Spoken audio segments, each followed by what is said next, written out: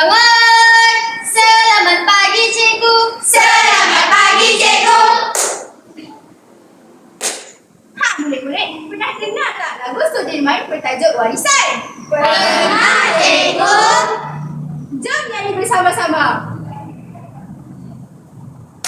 Aku bukanlah seorang perwira, gagah menjunjung senjata, namun hati rela berjuang, walau dengan cara sendiri, demi cinta ini.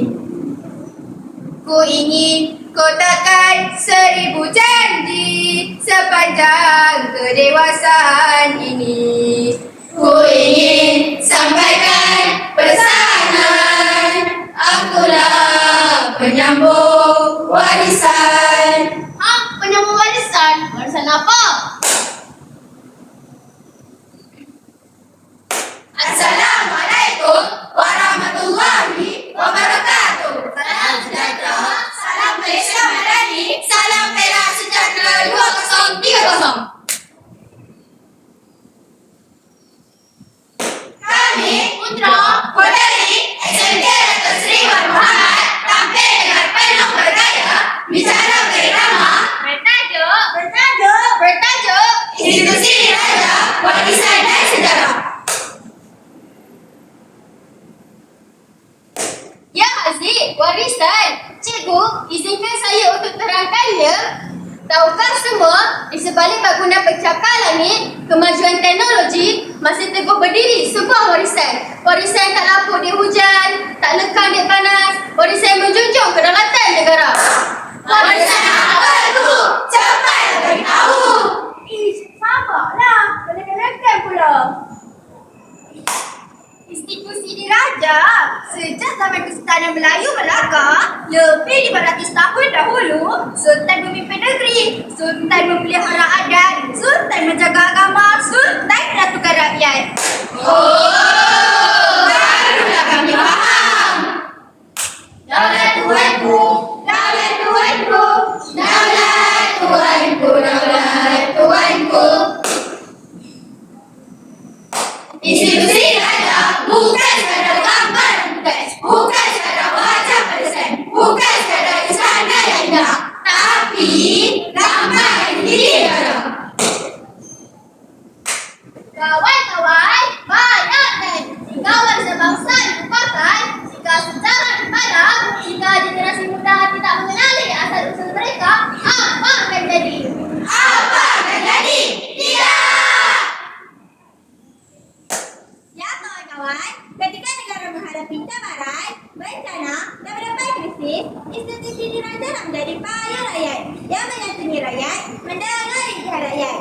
Oh, betul-betul. Raja dan rakyat berpisah jauh. Sejak dahulu, menghadap sultan mesti penuh tertib, bahasa mesti sopan, pakaian mesti kemas, pergerakan mesti beradab.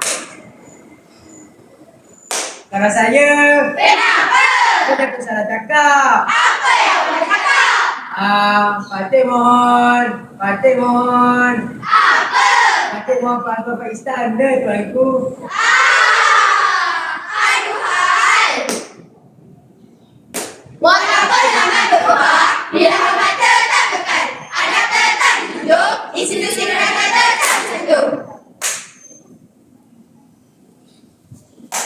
Hari ini, Malaysia mengamalkan raja berperlembagaan. Raja bukan peminta mutlak, tapi raja tetap lambang negara. Institusi diraja menjadi payung negara. Payung bangsa, payung agama, payung negara. Menarik kan? Malaysia juga punya sistem yang unik yang di-Pertuan Agong dipilih dalam kalangan 9 Raja Melayu secara bergilir-gilir setiap 5 tahun. Wah, unik, istimewa, membanggakan. Jika sejarah dilupakan, bangsa hilang arah. Jika warisan dipersiapkan, aktiviti negara kian mudah. Kami generasi pewaris negara, kami generasi hargai warisan, kami janji menjunjung kelembagaan, menghormati institusi diraja, mempertahankan kedaulatan negara. Warisan berbilang, sekarang terbilang kedaulatan hilang. Daulat Tuanku. Ring.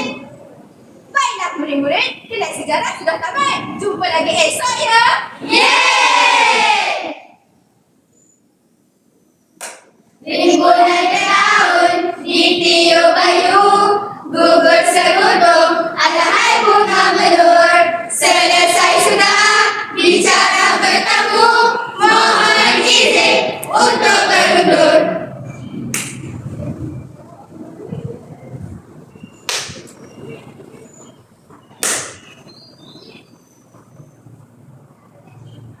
Sekian, terima kasih.